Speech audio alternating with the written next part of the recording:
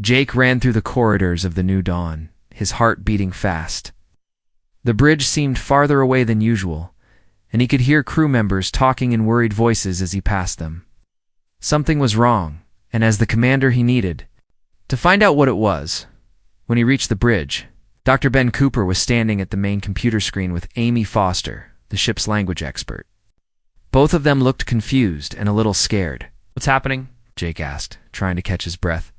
Ben pointed at the screen, which showed strange patterns of light coming from the planet below. "We started picking these up an hour ago. At first we thought it might be some kind of natural phenomenon like aurora or electrical storms. But look at this." The patterns on the screen were beautiful, like waves of silver and blue light dancing across the planet's surface. But there was something about them that made Jake feel uncomfortable, like they were trying to tell him something he couldn't understand. "They're not random," Amy said, her voice quiet with amazement. "There's a pattern here, a structure. It's almost like language." Jake stared at the screen. "You're saying this is communication?" "I think so. And I think it's directed at us." The three of them stood in silence for a moment, watching the lights pulse and flow across the planet. Jake had always known this was possible, but seeing it happen was different from just thinking about it. They were not alone in the universe. "Have you told the crew?" Jake asked. "Not yet," Ben said. "We wanted to talk to you first." "This changes everything." Jake nodded. They had trained for this possibility, but it still felt unreal. "Send a message to Dr. Rodriguez and the Martinez family. Tell him to come to the bridge. And find Keanu too. We're going to need everyone's help with this." While they waited for the others to arrive, Amy worked on analyzing the light patterns. She was young, maybe 30 years old, with short red hair and glasses that were always sliding down her nose. Before the mission, she had studied languages from all over Earth, learning how different cultures communicated. Now she was trying to understand something completely alien. "The patterns repeat every few minutes," she said, adjusting her glasses. "But each time, they're slightly different, like someone is trying different ways to say the same thing." Dr. Rodriguez was the first to arrive. He was an older man with kind eyes and steady hands, the kind of doctor who made people feel better just by being in the room. Behind him came Dr. Maria Martinez and her husband Carlos. Maria looked worried, the way she always did when she was thinking about Lucy. "Where's Lucy?" Jake asked. "She's still with Keanu in the observation lounge," Maria said. "Carlos and I thought it would be better to hear what you have to say first." Jake explained what they had discovered. As he talked, he watched their faces change from curiosity to amazement to concern. When he finished, the bridge was quiet except for the humming of the ship's computers. "So there are aliens down there," Carlos said finally. "Oh, they're trying to talk to us." "Looks that way, Jake," said Dr. Rodriguez, stepped closer to the screen. "Have we tried to respond?" Amy shook her head. "We don't know how. We're not even sure what they're trying to say." "Maybe we should go get Keanu and Lucy," Maria suggested. "Lucy is very good with patterns and codes. She might be able to help." Jake was about to agree when the ship's system started making a strange noise. It was low and musical, like singing, but it seemed to come from everywhere at once. The lights on the bridge flickered, and several crew members put their hands to their heads. "What's happening?" Jake shouted over the noise. Amy was staring at her computer screen with wide eyes. "The patterns are changing. They're getting stronger, more complex. It's like they're trying to reach us directly." The singing sound grew louder, and Jake felt a strange sensation in his mind, like someone was trying to speak to him without using words. Images flashed through his thoughts, vast spaces, ancient cities, beings made of light and shadow. For a moment, he could almost understand what they were trying to say. Then Lucy screamed. The sound came through the ship's communication system, high and terrified. Maria gasped and ran toward the door. Followed by Carlos and Dr. Rodriguez, Jake and the others ran after them, leaving the bridge empty except for the strange alien song that continued to fill the air. They found Lucy in the observation lounge, lying on the floor with Keanu kneeling beside her. She was unconscious, her small body shaking like she was very cold. The other children were crying and calling for their parents. "What happened?" Dr. Rodriguez asked, pulling out his medical. Scanner, I don't know, Keanu said, his voice shaky. We were looking at the planet, and suddenly the lights got brighter. Lucy said she could hear something, like music in her head. Then she collapsed. Dr. Rodriguez ran the scanner over Lucy's body. His face became very serious as he read the results. Her brain activity is off the charts, and her head is firing at once. Maria knelt down beside her daughter, taking Lucy's hand. Lucy, can you hear me? Lucy's eyes opened slowly. They seemed unfocused, like she was looking at something very far away. When she spoke, her voice was different, older, somehow. They're so sad, she whispered. They've been alone for so long. Who's alone, sweetheart? Maria asked. The Valter? That's what they call themselves. Oh. They live in the light between the spaces. Lucy sat up slowly, with Keanu's help. They've been waiting for us. They knew we were coming. Jake felt cold all over. Lucy, how do you know this? Lucy looked at him with those serious brown eyes. They told me when the music started, I could understand them. But it hurt so much. Dr. Rodriguez was still scanning her with his medical equipment. Commander, we need to get her to the medical bay immediately. The alien communication seems to be affecting her nervous system in ways we don't understand. As they carefully lifted Lucy onto a stretcher, she grabbed Jake's arm. Her grip was surprisingly strong for such a small girl. Commander, they want to help us. They have medicines that could cure diseases, technology that could help us travel between the stars. But their way of talking is dangerous for us. It's killing me. What do you mean? Jake asked. But Lucy had already closed her eyes again as they carried her toward the medical bay. The alien song continued to fill the ship. Jake realized that their new home was more complicated than they had ever imagined. The beings who lived there wanted to help humanity, but their very presence might destroy the people they were trying to save. And somehow, Lucy was caught in the middle of it all. The medical bay of the New Dawn had never been so busy. Dr. Rodriguez moved between different machines, checking Lucy's vital signs while her parents sat beside her bed. Maria held her daughter's hand and whispered soft words in Spanish, while Carlos paced back and forth like a caged animal. Lucy had been unconscious for 3 hours. Every few minutes, her body would shake and the machines would beep loudly. Dr. Rodriguez said her brain was still receiving signals from the aliens. Even though the singing had stopped, Jake stood near the door with Keanu, watching the family. And feeling helpless, as commander, he was supposed to have answers, but he had never faced anything like this before. How is she? Keanu asked Dr. Rodriguez. The doctor looked tired and worried. Her brain activity is still very high. It's like she's having a conversation with someone, but we can't hear the other side. The strange thing is, her condition seems to be helping her somehow. Normal people would have died from this level of neural activity, but her brain is handling it differently. What does that mean? Maria asked, looking up from Lucy's bedside. Dr. Rodriguez sat down heavily in a chair. It means Lucy might be the only person on this ship who can survive extended contact with these aliens.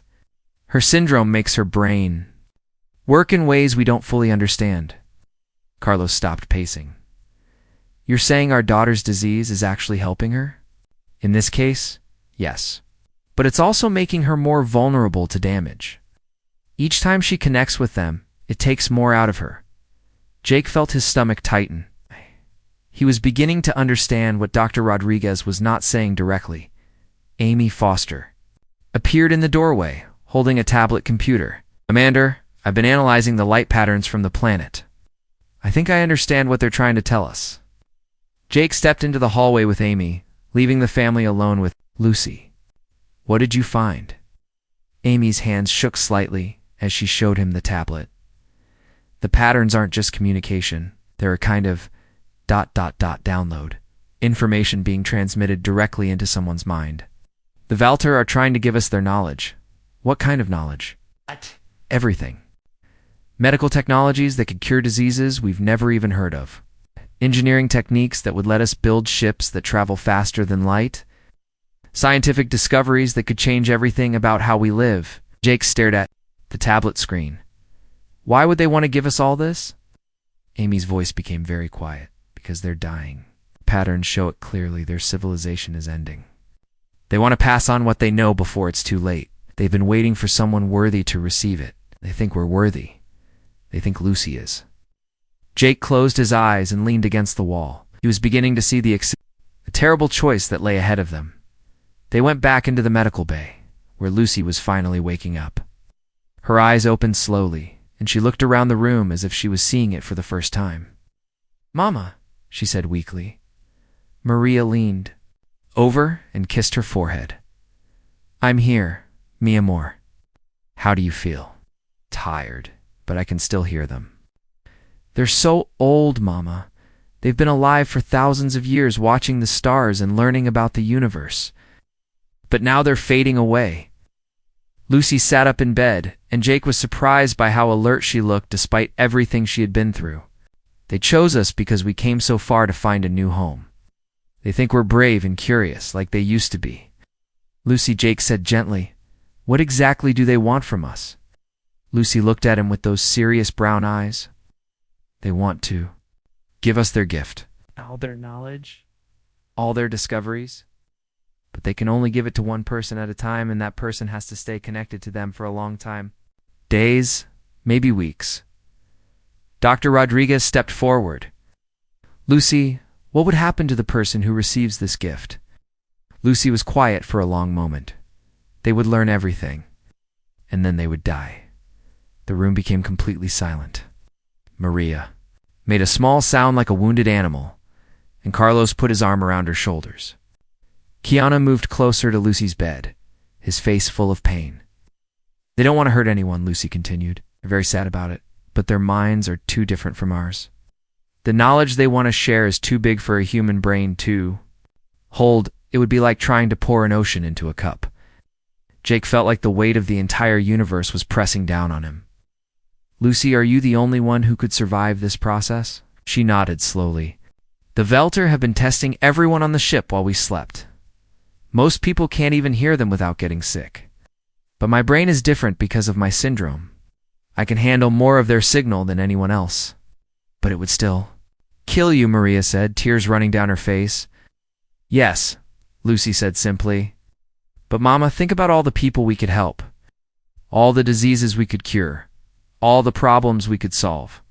The Velter showed me pictures of what humanity could become with their knowledge. We could live for hundreds of years. We could travel to other galaxies.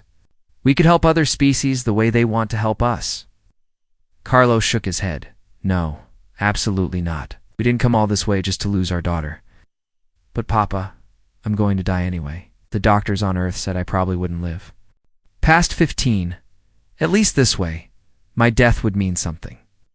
Keanu sat down on the edge of Lucy's bed and took her small hand in his larger ones. "Lucy, you're 12 years old. You shouldn't have to make a choice like this." "But I'm the only one who can make it," Lucy said. "The Velter won't force me. He said the choice has to be mine, freely given. If I say no, they'll go away and let their knowledge die with them." Jake looked around the room at the faces of people he had come to care about during their long journey. Maria and Carlos, who had already sacrificed everything for their daughter's health. Dr. Rodriguez, who had dedicated his life to helping others. Keanu, who had given up his comfortable life on Earth to help them all. And Lucy, a child who was being asked to choose between her own life and the future of humanity. "Lucy," Jake said carefully, "you don't have to decide right now. You can take time to think about this, to look for other options." Lucy shook her head. "The Valtor are fading faster now. They used a lot of energy to contact us today. If we're going to do this, it has to be soon." She looked around at all the adults who were supposed to protect her. "I know you don't want me to do this, but I've been thinking about it while I was unconscious, and I've already decided. I want to help. I want my life to matter." Maria started crying harder. Carlos looked like he wanted to punch something. Dr. Rodriguez stared at the floor. Keanu held Lucy's hand tighter. Jake realized that in all his years of training to be a commander, no one had prepared him for this moment. How do you choose between saving one precious life and saving the future of your entire species? How do you let a child make the most important decision in human history? Outside the medical bay, the stars continued to shine, and the planet below waited for their answer. The next morning, the new dawn felt different.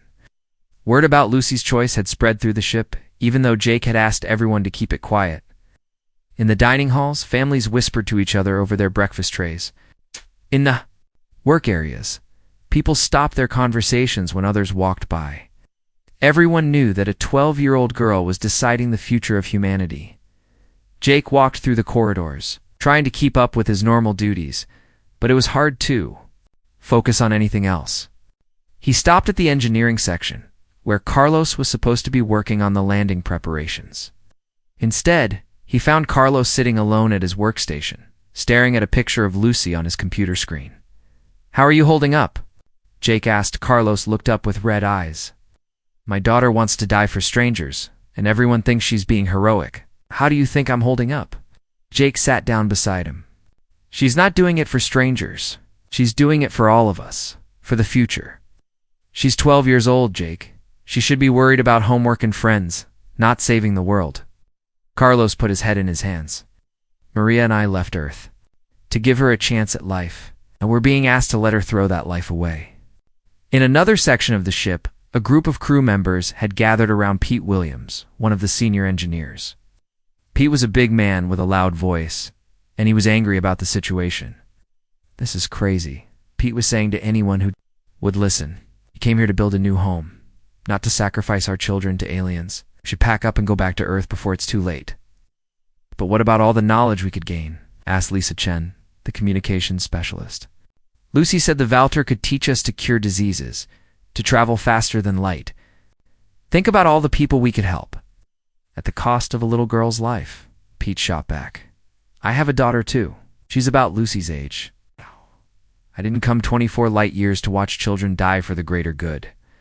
Other crew members nodded in agreement. The ship was dividing into two groups: those who thought Lucy's sacrifice was necessary, and those who thought it was wrong to let her make such a choice. Meanwhile, in the family section, Keanu was trying to keep the children distracted from all the adult worry around them. He had organized games and story time, but it was hard to pretend everything was normal when Lucy wasn't there to join them. 8-year-old Danny Roberts raised his hand during story time. "Keanu, is Lucy really going to die?" Keanu closed the book he had been reading and looked at the circle of young faces around him. "Lucy is very sick, Danny, but she's also very brave, and she's trying to help all of us. My mom says she's going to become an angel and watch over us," said 6-year-old Emma Clark. "I think your mom might be right," Keanu said softly. After the children went to their families for lunch, Keanu walked to the observation lounge, where he had spent so many hours with Lucy. The planet below looked peaceful and beautiful, but he knew it held beings who were asking for something terrible and wonderful at the same time. Dr. Ben Cooper found him there. He's looking out at the swirling blue and green world. "Any luck with the alternative solutions?" Keanu asked. Ben shook his head. "Amy and I have been working with Dr. Rodriguez all night. We tried to find a way to make the Valter communication less harmful, or to spread the knowledge transfer across multiple people. But their minds work so differently from ours. It's like trying to translate music into mathematics. What about using computers or artificial intelligence to receive the information?" "We thought of that too. The Valter say the knowledge isn't just facts and figures. It includes understanding, wisdom, ways of thinking that can only exist in a living mind.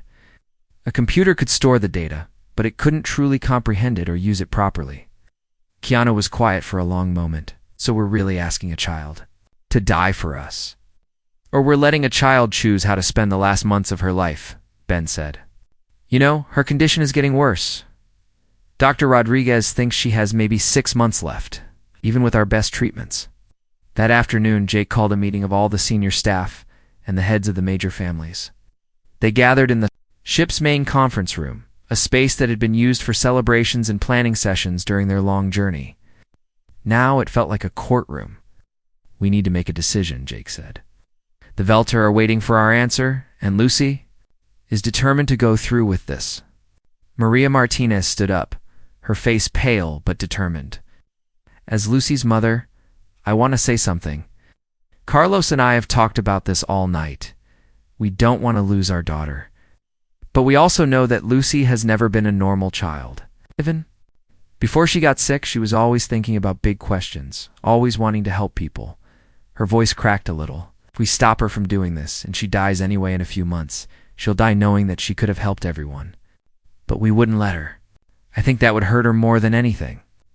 Carlos stood up beside his wife. I hate this choice. I hate that we're even having this conversation. But Lucy is right about one thing. She's going to die no matter what we do. At least this way, her death will have meaning. Oh. Pete Williams jumped to his feet. It can't be serious. We're talking about killing a child for alien secrets. What kind of people does that make us? It makes us the kind of people who honor our brave girls. Choice, said Dr. Rodriguez quietly. I've been Lucy's doctor since she was 8 years old. I know her better than almost anyone except her parents. She's not being manipulated or forced into this. She genuinely wants to help humanity, even if it costs her everything. Amy Foster spoke up from the back of the room. I've been studying. The Valter communications they're not just offering us knowledge. They're offering us their legacy, their entire civilization, everything they've learned in thousands of years of existence. If we refuse, all of that dies with them. And if we accept, Lucy dies. Pete said firmly. Keanu had been sitting quietly through the whole discussion, but now he stood up. I've spent more time with Lucy than anyone except her parents. I've read to her, talked with her, watched her think through problems that confuse adults. She's not just smart, she's wise in a way that most people never become, even after living full lives. He looked around the room at all the worried faces. Lucy knows what she's choosing. She understands the cost and the benefit. Us. If we take that choice away from her, we're treating her like a child who can't think for herself. But she's proven that she can. Maybe the question isn't whether we should let her make this choice, but whether we have the right to stop her. The room fell silent.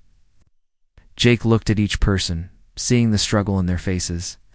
They were good people, trying to make an impossible decision. We'll vote, Jake said finally. All in favor of allowing Lucy to proceed with the knowledge transfer. Slowly, hands rose around the room. Maria and Carlos, tears in their eyes.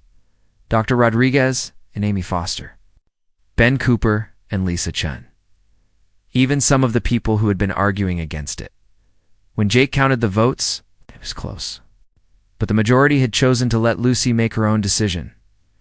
Pete Williams shook his head and walked out of the room. Without saying anything else, outside the conference room, ship continued its orbit around the beautiful planet below, while everyone waited to see what a 12-year-old girl would choose to do with the rest of her life. The day Lucy chose to receive the Valter knowledge, the entire ship became quiet. People spoke in whispers, as if loud voices might somehow make things worse. In the medical bay, Dr. Rodriguez and his team had prepared everything they could. Think of to keep Lucy comfortable during the process. Lucy sat on her hospital bed, wearing her favorite purple pajamas with little stars on them. She looked smaller than usual, but her eyes were bright and determined. Maria sat beside her, braiding her daughter's long dark hair one last time. How do you want to wear it? Maria asked, her voice steady, even though her hands shook slightly. 2 braids, like you used to do when I was little, Lucy said. I want to look pretty when I meet the Valtor properly. Carlos stood near the window, looking out at the planet where the ancient beings waited. He had been quiet all morning, but now he turned around and walked to Lucy's bed. Mia, are you sure about this? Really sure? Because if you change your mind, even at the last second, that's okay. Lucy reached out and took her father's hand. Papa, I'm sure. I've been thinking about it all night. I dreamed about all the people who could be helped with what I'm going to learn. Children who won't have to be sick like me. Families who won't have to say goodbye too early. Jake entered the medical bay with Keanu, Amy, and Dr. Cooper. Had come to witness the beginning of the knowledge transfer, though they weren't sure exactly what that would look like. The Velter are ready, Amy said, checking her instruments. They've been sending gentle signals all morning, waiting for Lucy to connect with them. Dr. Rodriguez looked at his medical equipment one more time. Lucy, we'll be monitoring everything. If your body can't handle the process, we can try to stop it. Lucy shook her head. Dr. Rodriguez, if you stop it in the middle, all the knowledge will be lost. The Valter told me that the transfer has to be complete or it won't work at all. Lucy, it's okay, Lucy said calmly. I'm not afraid. Well, maybe a little afraid, but also excited. I'm going to learn things that no human has ever known before. Keanu sat down on the edge of the bed and smiled at her. When I was your age, I wanted to be an astronaut. I used to dream about traveling to other worlds and meeting aliens. I never imagined it would actually happen. What do you think they'll be like? Lucy asked. From what you've told us, I think they'll be kind and wise and very old. I think they'll be honored to share their knowledge with someone as brave as you. More people began arriving in the medical bay. Other families had asked to be present to show their support for Lucy and her parents. The room slowly filled with crew members who had become like family during their long journey, Danny Roberts and Emma Clark. The children who had asked about Lucy during story time came with their parents. Danny was carrying a drawing he had made for Lucy, a picture of her with wings, flying among the stars. This is for you, Danny said shyly, giving her the drawing. So you won't forget us when you're with the angels. Lucy looked at the drawing and smiled. Thank you, Danny. This is beautiful. I'll keep it with me always. Pete Williams appeared in the doorway. He'd been one of the loudest voices against Lucy's choice, but now he looked sad and uncertain. He approached Lucy's bed slowly. Lucy, I owe you an apology, he said. I was wrong to try to stop you. I was thinking like a scared father, not like someone who understands how special you are. You don't have to apologize, Mr. Williams, Lucy said. You were trying to protect me. That's what good people do. Pete's eyes filled with tears. My daughter Katie wanted me to give you this. He handed Lucy a small stuffed bear, well worn from years of being loved. Katie said you might want something to hug during the scary parts. Lucy hugged the bear tightly. Please tell Katie thank you. Tell her that I'll think about her when I'm learning about the stars. As the afternoon passed, Lucy began to feel the Valter reaching out to her more strongly. The alien presence in her mind was gentle but persistent, like a soft song that grew louder each hour. They're showing me pictures, Lucy told everyone. I can see their cities, made of light and crystal. They look like giant flowers growing toward the sky. And their people, they're beautiful. They glow from inside like they're made of starlight. Dr. Rodriguez watched his instruments carefully. Lucy's brain activity is increasing, but she seems comfortable. The Valtor are being very careful with her.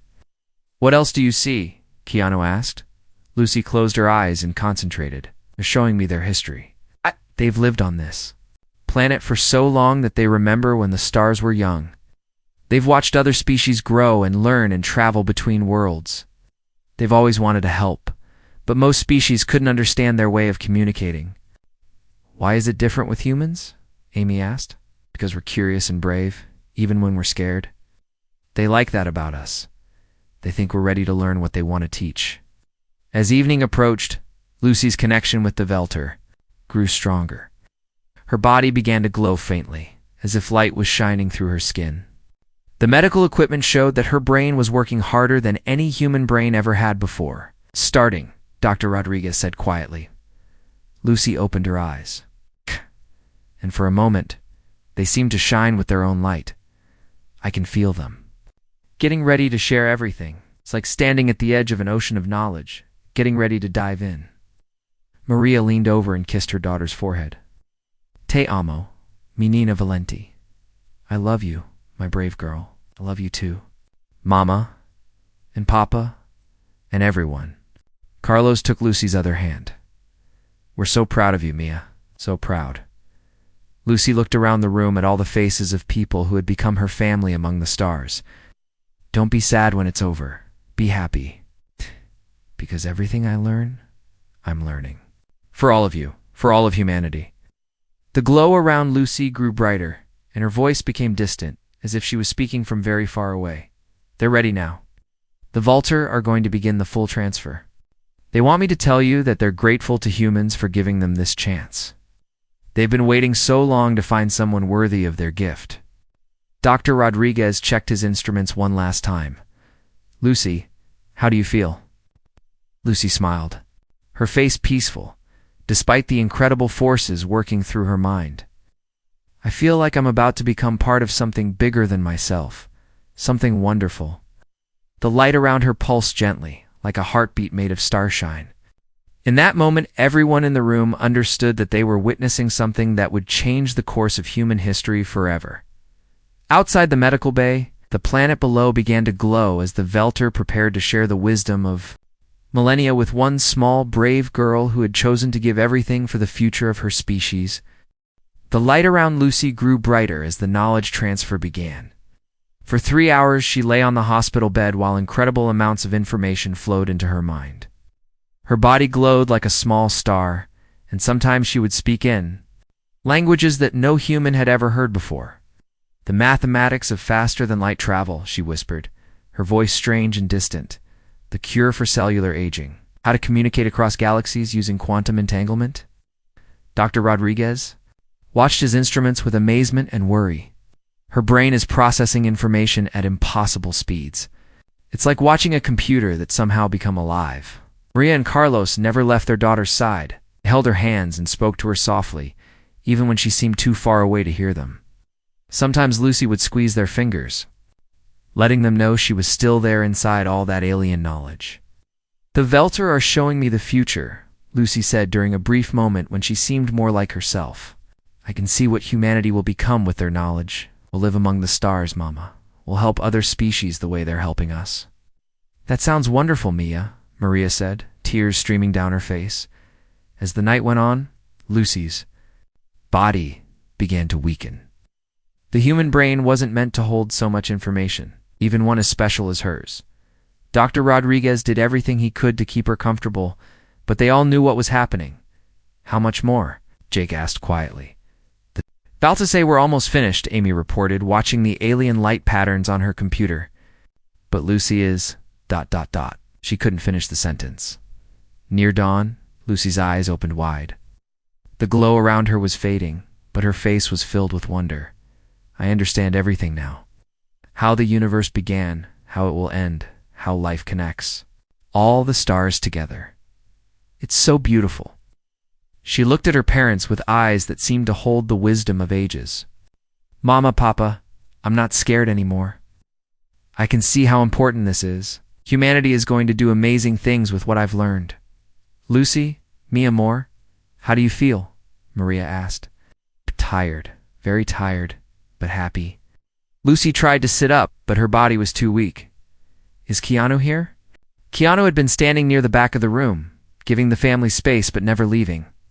Now he came forward and sat beside Lucy's bed. I'm here, Lucy. Keanu, will you help me with something? Want to make sure the knowledge gets shared? Properly. I can feel it all in my head, but I need to pass it on before... Before what, sweetheart? Before I can't anymore. Lucy's voice was getting softer. The Velter showed me how to transfer what I've learned to other people. Not all at once, like they did with me, but slowly, safely. You and Dr. Cooper and Amy can help organize it. Of course we will, Keanu said. Lucy, you don't need to worry about that right now. Lucy smiled weakly. I do need to worry about it. That's why I'm here. That's why this all happened. For the next hour, Lucy worked with the team to begin organizing the vast knowledge in her mind. She dictated medical formulas that could cure diseases, scientific theories that would revolutionize space travel, and philosophical insights about life in the universe. Her words were recorded on every device they had. But as the sun rose over the alien planet below, Lucy's strength finally began to fail. The Velter are saying goodbye, she whispered. Hey, they're so grateful. They say humanity is worthy of their gift, and they're not sad anymore about dying because they know their knowledge will live on. Hey. Dr. Rodriguez checked his instruments one. Last time, Lucy, your vital signs are dropping. Is there anything we can do? Lucy shook her head slightly. No, Dr. Rodriguez. It's time. My brain can't hold all this knowledge and keep my body working too, but it's okay. I did what I came here to do. She looked around the room at all the people who had become her family among the stars. Thank you for letting me choose. Thank you for believing that I could do something important. Maria and Carlos leaned over their daughter, holding her between them. We love you so much, Lucy, Carlos said. You're the bravest person we've ever known. I love you too, and I want you to be proud of me, not sad. What I learned today will help so many people. Children won't have to be sick like I was. Families won't have to say goodbye unless they choose to. Lucy's breathing became slower and more difficult. The glow around her had almost completely faded, but her eyes were still bright with intelligence and love. Keanu, she said very quietly, I'm scared now, not about dying, but about ... after. What comes next? Keanu looked at this small, brave girl who had given everything for humanity's future. Without hesitation, he carefully lifted her from the hospital bed and held her in his arms like she was his own granddaughter. You don't need to be scared, Lucy, he said softly. Whatever comes next, you'll face it the same way you've faced everything else, with courage and love. Lucy curled against Keanu's chest, holding Katie Williams' stuffed bear tightly. Will you stay with me? I'll stay with you as long as you need me to. And will you tell everyone that I wasn't afraid at the end? That I was happy? I'll tell them, Keanu promised. Lucy closed her eyes and smiled. The Velter are showing me one more thing. The future of humanity, spreading across the galaxy like seeds on the wind. It's so beautiful, Keanu. We're going to see so many wonderful things. Her breathing became very quiet. Around the room, everyone stood in respectful silence, watching as a 12-year-old girl prepared to leave the universe she had helped change. Thank you, Lucy whispered, so softly that only Keanu could hear her. Thank you for holding me. Then Lucy Martinez, the bravest person any of them had ever known, took her last breath in the arms of someone who loved her. The room was completely silent for a long moment. Then Maria began to cry, and Carlos held her while his own tears fell. Dr. Rodriguez bowed his head in respect. Amy and Dr. Cooper stood together, overwhelmed by what they had witnessed. But the most important thing happened next. The ship's recording systems had captured everything, Lucy's final words, the knowledge transfer, and most importantly, an image of Keanu holding a dying child with infinite tenderness and love. That image would be transmitted across human space, becoming a symbol of humanity's greatest strength. The Velter, in their final moments of existence, felt the pure emotion. In that embrace, they realized that they had chosen correctly. Humanity's real gift wasn't their curiosity or bravery. It was their capacity to love each other, especially in the darkest moments, as the ancient beings faded peacefully into whatever came after. Life, they knew their knowledge was in the hands of a species that would use it wisely, because they had learned to combine great power with great love. Lucy Martinez became the first human saint of the interstellar age. Her sacrifice opened the door to a future where humanity spread across the galaxy, carrying with them the dual gifts of Velter, knowledge and human compassion.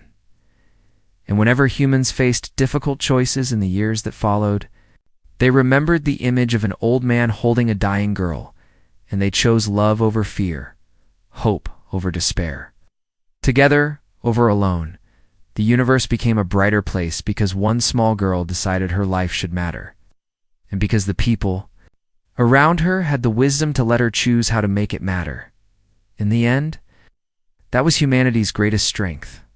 Not the knowledge they gained, but the love they showed while gaining it.